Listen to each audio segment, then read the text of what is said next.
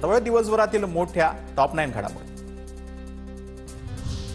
सरकारला 2 दिवसांचा वेळ, याच्या पुढे मी बोलणार नाही। 29 ऑगस्ट पासून आझाद मैदानावर बेमुदत उपोषण, आरक्षणाचा गुलाल उधळूनच परतणार। मुंबईत येण्यावरती मनोज जरांगे ठाम। जरांगेंच्या मागे फडणवीसांचे राजकीय द्रष्टे, निवडणुका आल्यावर सरकार उलथवण्याची भाषा करतात। फडणवीसांना टार्गेट केल्यास भाजपा उत्तर देणार, प्रवीण दरेकरांचा इशारा। फडणवीसांना आज आणि उद्या 2 दिवसांची संधी देतो, आरक्षण न दिल्यास तुमचं सरकारही उलथवून टाकेन, मनोज जरांगेंची सरकारला थेट धमकी।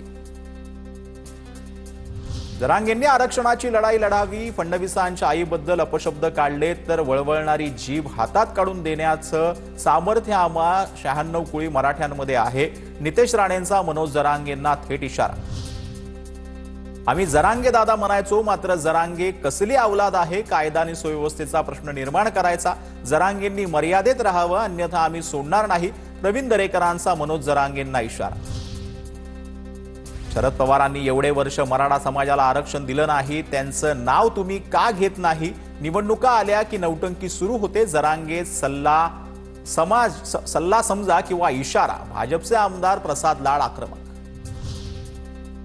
मनोज जरांगे यांना शेवटची वॉर्निंग, नाहीतर जशास तसं उत्तर देऊ। जरांगेंना कुणीतरी चावी भरतं, त्यानंतर ते बोलतात। आमदार परिणय फुकेंचा जरांगेंना इशारा।